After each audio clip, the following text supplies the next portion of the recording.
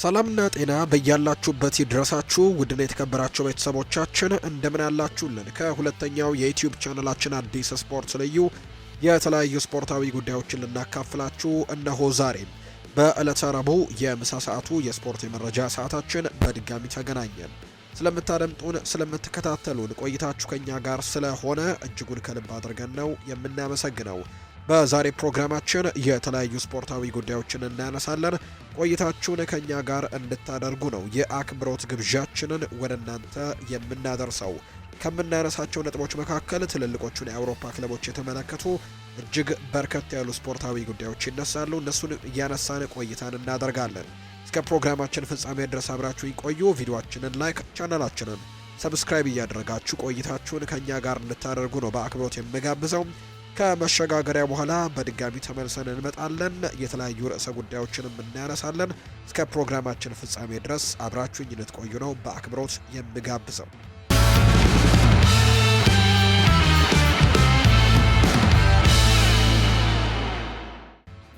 ወደ ቀዳሚው መረጃችን እናምራ። አርሰናል፣ ማንቸስተር ዩናይትድ እና ሊቨርፑል የፈረንሳይ ብሔራዊ ቡድን ተከላካይ የሆነውን ካስቴሎ ሉኬባን ለማስፈረም ፍላጎት እንዳላቸው ይፋ ተደርጓል። ይሄ የ23 ዓመት ተጫዋች በአውሮፓ ውስጥ ከፍተኛ ግምት የሚሰጠው ሲሆን ለአርቢ ለብዚሽ እያሳየ ባለው ብቃትም ብዙዎችን አስገርሟል። ስፖርት ቢዝነስ ባወጣው ዘገባ መሰረትም ሶስቱ የፕሪሚየር ሊግ ክለቦች የተጫዋቹን እድገት በቅርበት እየተከታተሉ ሲሆን በክረምቱ የዝውውር ጥያቄን ሊያቀርቡ ይችላሉ ተብሎ ነው የሚታሰበው። ክለቦቹ ተጫዋቹን በተግባር ለመመልከትም ስካውቶቻቸውን የላኩ ሲሆን በደረሳቸው አውንታዊ ሪፖርቶችም ተደስተዋል። ተከላካዩ ወደ ፕሪሚየር ሊግ የመዘዋወር ፍላጎት ቢኖረውም ለሱ የሚሆን ትክክለኛ ፕሮጀክትን መምረጥ ግን ይፈልጋል። በከፍተኛ ደረጃ መፎካከርና በቋሚነት መጫወት የሚችልበት ክለብን መቀላቀልም ይችል እንደሆነ የሚታይ ነው። አርሰናልና ማንቸስተር ዩናይትድ በመከላከሉ ረገድ በቂ ተጫዋቾች ስላሏቸው የ23 ዓመቱ ተጫዋች በእነዚህ ክለቦች ውስጥ መደበኛ ተሰላፊ የመሆኑ ነገር ዋስትና ላይኖረው ይችላል። ይሁን እንጂ ሊቨርፑል በመሃል ተከላካይ ክፍል ላይ ተጨማሪ ጥረትን ያስፈልገዋል።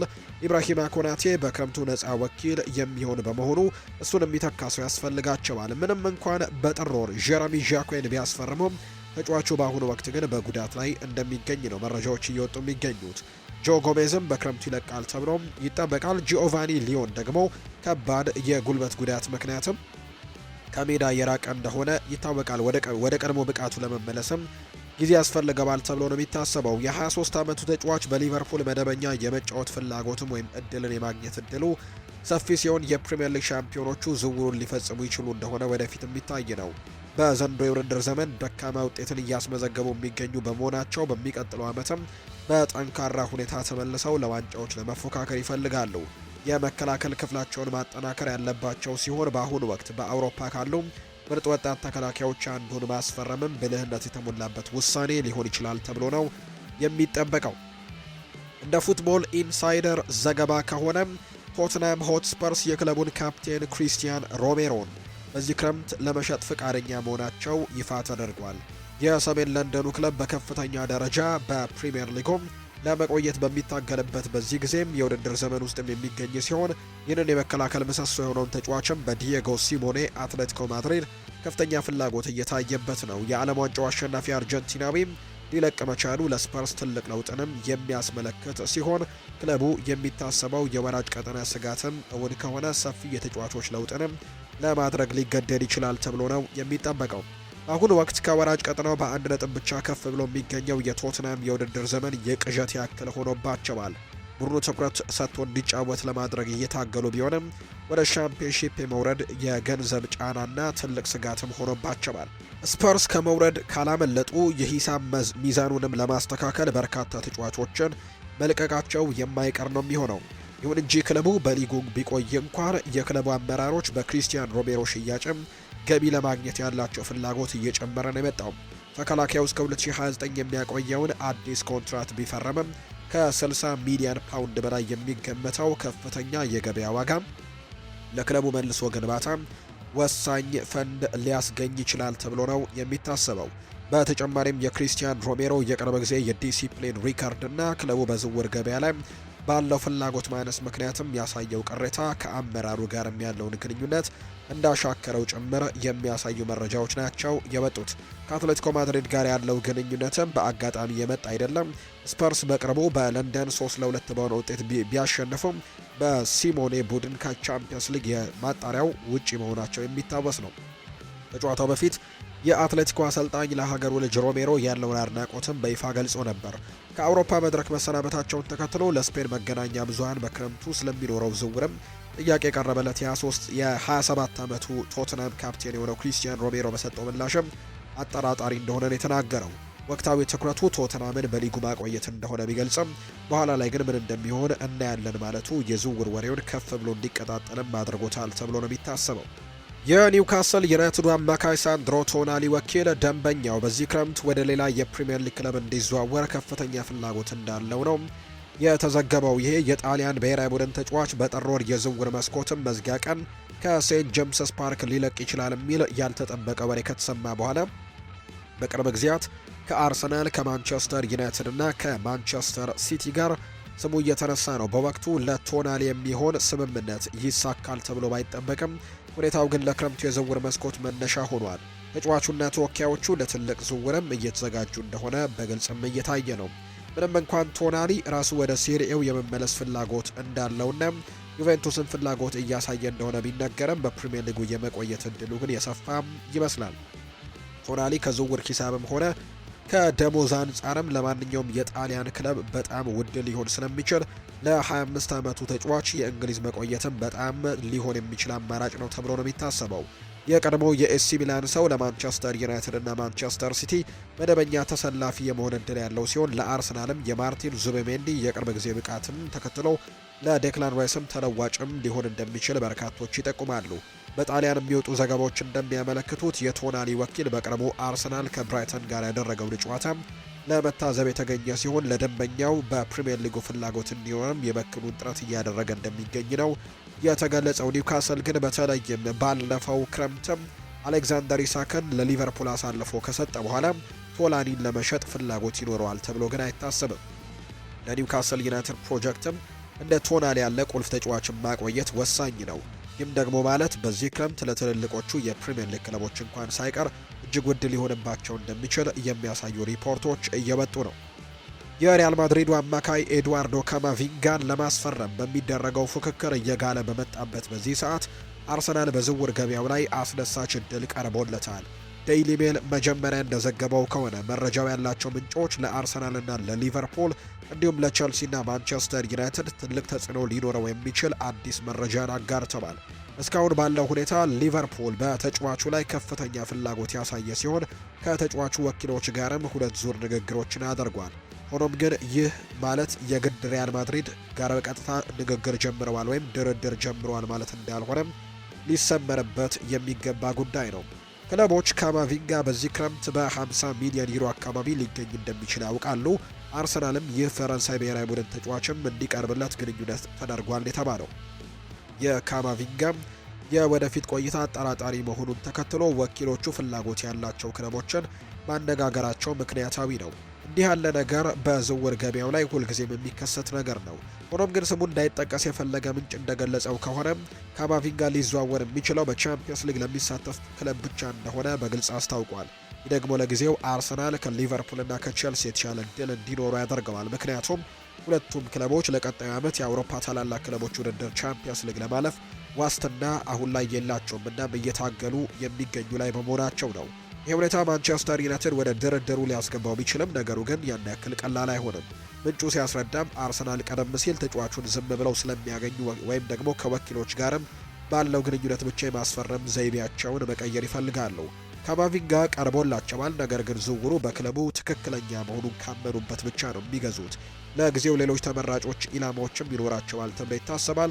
ማንቸስተር ዩናይትድ ተመሳሳይ አቋም ያለው ሲሆን ሁለቱም ክለቦች እንደ ሳንድሮ ቶናሊ ያሉ በፕሪሚየር ሊጉ የተፈተኑ ተጫዋቾችን ማስፈረምን ይመርጣሉ። በክለቦቹ መካከልም ያለው ግንኙነት ትልቅ ዋጋ አለው።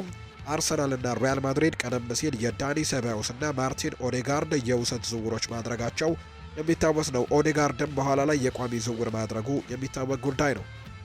ምንም እንኳን እስካሁን ያ ደረጃ ላይ ባይደረስም አርሰናል ካማቪንጋን በውሰት የማስፈረም አማራጭን በዝውውር መስኮቱ መጨረሻ አካባቢ ሊመለከተው እንደሚችል አይዘነጋም።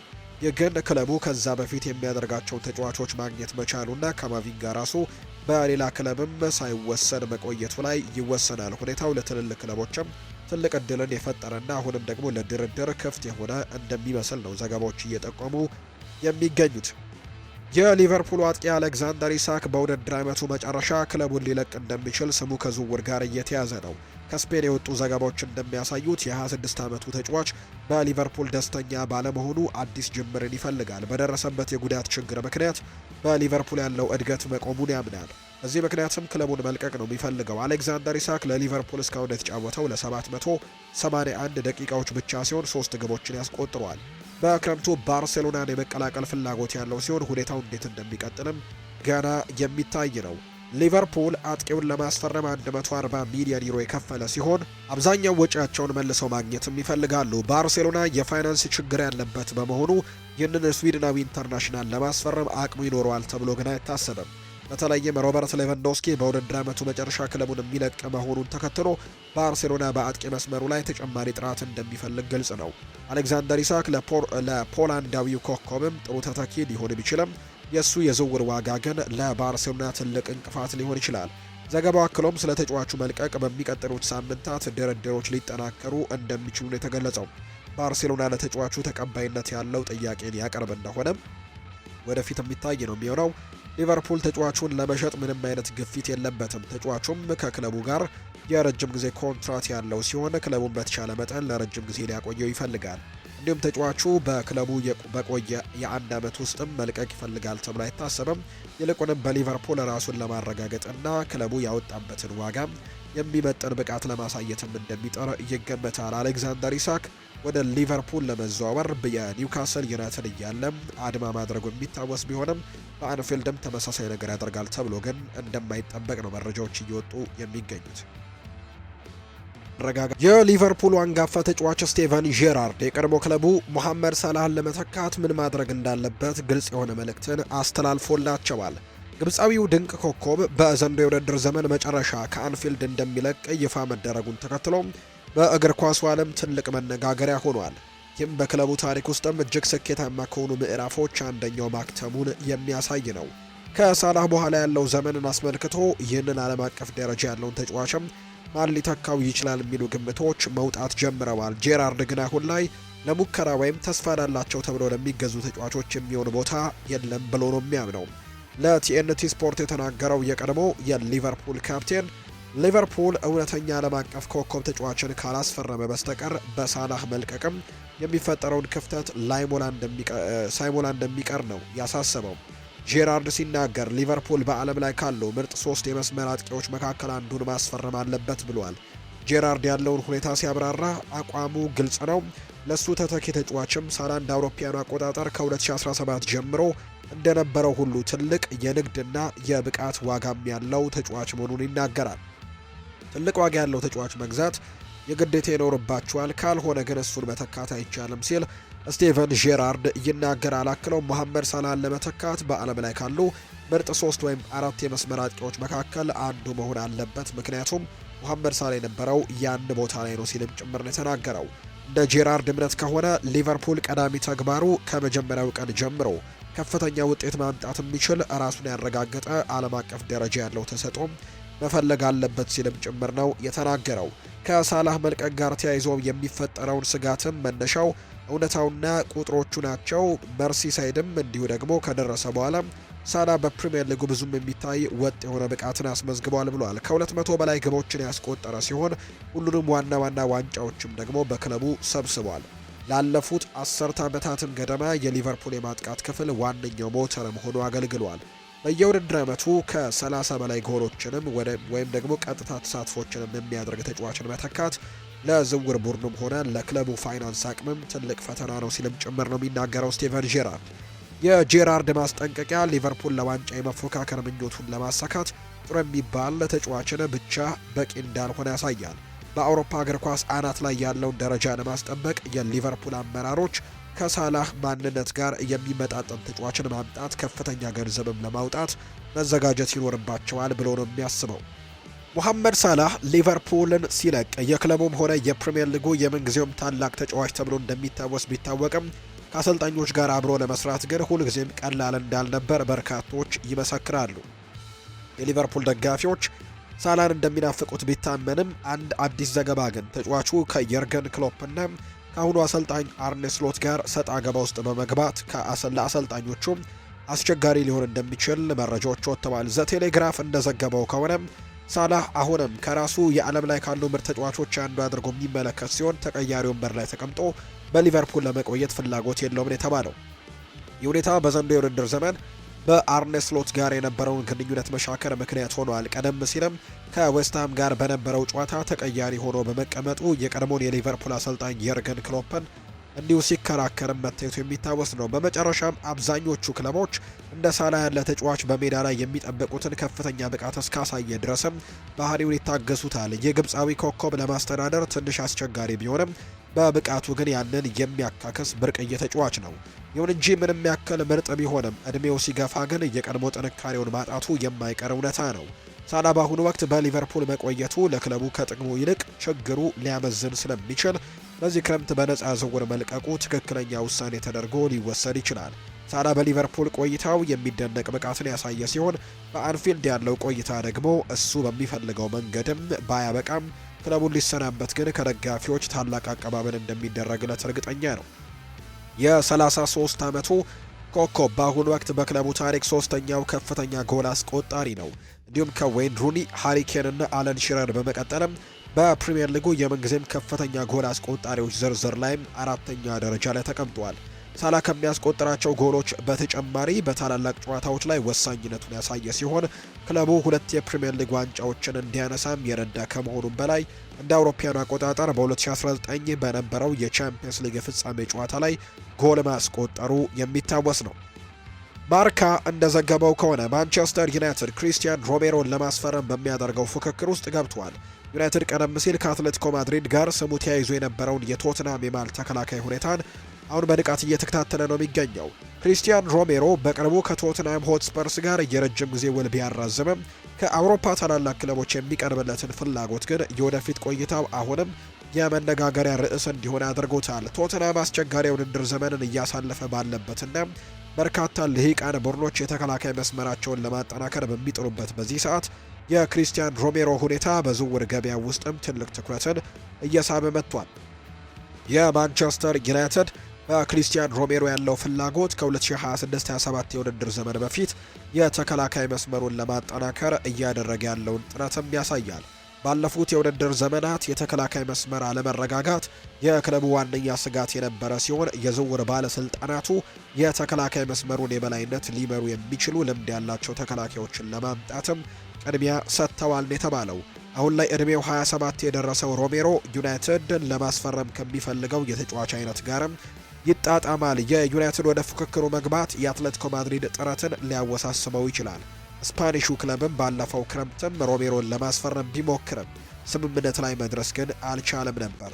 አሁንም ቢሆን አሰልጣኝ ዲየጎ ሲሞኔ የቡድኑን ጠንካራ የመከላከል ባህሪ ሊላበስ የሚችል ተከላካይ ለመጨመርም ያላቸው ፍላጎትን በድጋሚ አሳይተዋል። ቶትናም የክሪስቲያን ሮሜሮን ውልም እስከ ሰኔ 2029 በማራዘም አቋሙን ቢያጠናክርም ዘገባዎች እንደሚያመለክቱት ግን በውል ውስጥ ለስፔን ግዙፍ ክለቦች አትሌቲኮ ማድሪድ እና ሪያል ማድሪድ ብቻ የሚያገለግል በ52 ሚሊዮን ፓውንድ የሚገመት ልዩ የውል ማፍረሻ አንቀጽም ተካቷል። ከዚህ አንቀጽ ውጭ ግን ቶትናም ለተጫዋቹ እስከ 61 ሚሊዮን ፓውንድ የሚደርስ ዋጋ እንደሚሰጠው ይታመናል። ይህም ለክለቡ ቁልፍ ለሆነው ተጫዋችም የተሰጠውን ከፍተኛ ግምትም የሚያሳይ ነው።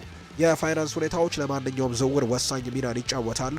ቶትናም ለድርድር ፍቃደኛ የሚሆነው በሚቀርብለት የገንዘብ መጠንና ተስማሚ ተተኪን ማግኘት መቻሉ ላይ ይወሰናል። አትሌቲኮ ማድሪድ አሁንም ክሪስቲያን ሮሜሮን ለማስፈረምም ከፍተኛ ፍላጎት ያለው ሲሆን በሲሞኔ ስርም ክሪስቲያን ሮሜሮ ለቡድኑ የመከላከል መዋቅርም ተስማሚ እንደሆነ ይታመናል ነው የተባለው።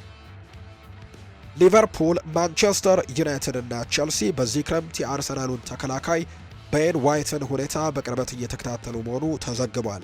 ይህ የእንግሊዝ ብሔራዊ ቡድን ተጫዋች ባለፉት 2 የውድድር ዘመናት በአርሰናሎች ቤትም የሚያገኘውን የመጫወቻ እድል እየቀነሰ በመምጣቱ በኤምሬትስ ስቴዲየም ያለው የወደፊት ቆይታ አጠራጣሪ ሆኗል። አርሰናል በአሁኑ ወቅት በአውሮፓ ውስጥም በርካታ ፈላጊዎች ያሉት ቤን ዋይትን ለመተካትም አማራጮችን እየፈለገ ቢሆንም አዲስ መረጃ ግን ወጥቷል። ቲም ቶክ እንደዘገበው ቤን ዋይት በሊቨርፑል፣ ማንቸስተር ዩናይትድ፣ ቼልሲ እና ኤቨርተን ውስጥም አይን ውስጥ የገባ ቢሆንም አርሰናል ግን ተጫዋቹን ለማቆየት ይመርጣል። ቤን ዋይት ባለፉት ዓመታት ለአርሰናል ድንቅ ብቃትን ያሳየ ሲሆን በመሃል ተከላካይነትም ሆነ በቀይ መስመር ተከላካይነት በሚሰለፍበት ወቅትም ከፍተኛ ደረጃ ያለው ተሳትፎን አድርጓል። የ28 ዓመቱ ተጫዋች ለተወሰነ ጊዜ ማቆየትም ትልቅ ጠቀሜታ ሊኖረው ይችላል። ምክንያቱም አሁንም ከዩሪየን ቲምበር ጋር በቀይ መስመር ተከላካይነት እየተፈራረቀ ለማጫወትም ብቃቱ አለው። ይሁን እንጂ ቤን ዋይት ለበለጠ መጫወት እንደሚፈልግና በተለይም ደግሞ በመሃል ተከላካይነት ቦታ ላይ መሰለፍን እንደሚመርጥ ዘገባው ይጠቁማል። የፍላጎቱ ደግሞ አርሰናል እንዲለቅም ሊያደርገው ይችላል ተብሎ ነው የሚታሰበው። ታላላቅ ክለቦች አሁንም በቤን ዋይት ላይ ፍላጎት ማሳየታቸው የሚያስደንቅ አይደለም። ምንም እንኳን እድሜው እየገፋ ቢመጣም እና ባለፈው ዓመት የመጫወት እድል ባያገኝም ልምዱ ግን ለብዙዎች ጠቃሚ ነው። ሊቨርፑል የጀረሚ ፍሪምፖንግን ብቃት መውረድና የኢብራሂማ ኮናቴን ውልም ማብቂያ መቃረቡን ተከትሎ እንደ ቤን ዋይት ያለ ሁለገብ ተጫዋች ማግኘቱ የተከላካይ መስመሩንም አማራጭ ያፋጥንለታል።